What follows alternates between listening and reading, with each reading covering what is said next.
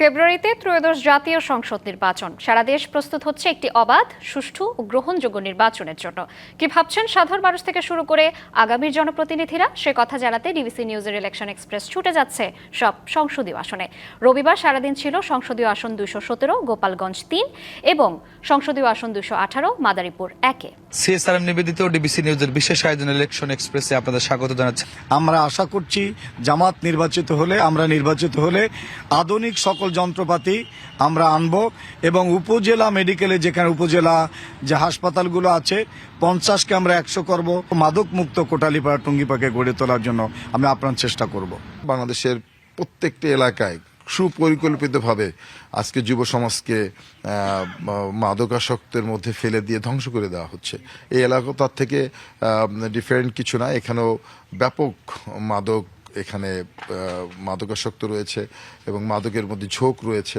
আমি চাচ্ছি যে একটি মাদক মুক্ত সমাজ কিভাবে গড়ে তোলা যায়। আমি নির্বাচিত হলে প্রথমে এই আমার নির্বাচনী আসনের মধ্যে যাতে কেউ মিথ্যা মামলার শিকার হয়ে ঘর ছাড়া থাকতে না হয়, মিথ্যা মামলা এবং মামলা বাণিজ্যর যে অবস্থা সৃষ্টি হয়েছে এই অবস্থার পরিবর্তন প্রথমে আনবো।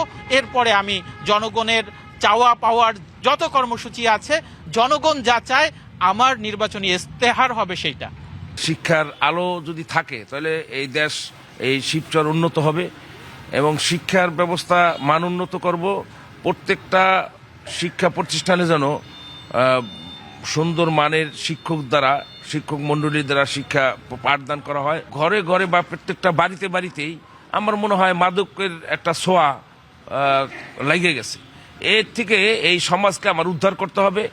এই জন্য আমি সিদ্ধান্ত নিছি যে আমি এই মাদক মুক্ত শিবচর গড়ব। প্রত্যেকটা ইউনিয়ন থেকে আমি একটা মানবিক সমাজ করতে চাই, যে সমাজটা মাদক মুক্ত হবে, শিক্ষার মান উন্নত হবে। আমাদের শিবচরে ভালো কোনো ডাক্তার কিংবা শিক্ষা ব্যবস্থা, স্বাস্থ্য ব্যবস্থা কোনোটাই নাই। শিবচরের স্বাস্থ্য যেই ব্যবস্থা, কোনো ডাক্তার থাকে না হাসপাতালে।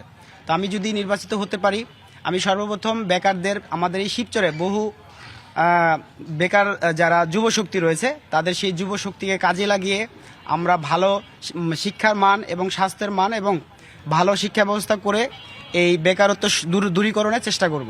বাংলাদেশ জাতীয়তাবাদী দল মানুষের অধিকার আদায়ের মধ্যেও প্রচারণা চালায়। সেই হিসাব করলে বিএনপি সারা বছরই একটি নির্বাচনমুখী দল হিসেবে সারা বছর প্রচারণায় থাকে এবং ইলেকশনকে কেন্দ্র করে আমাদের যে প্রচারণাটা, এটা সারা দেশে যেভাবে চলছে আমাদেরও ঠিক একইভাবে আমরা আমাদের নেতাকর্মীরা, সমর্থক কর্মীবৃন্দরা একদম ঘর টু ঘর, শিবচরের প্রতিটি ঘরে ধানের শীষকে, খালেদা জিয়াকে, তারেক রহমানকে, জিয়াউর রহমানকে প্রতিনিধিত্ব করার জন্য ছুটে যাচ্ছেন।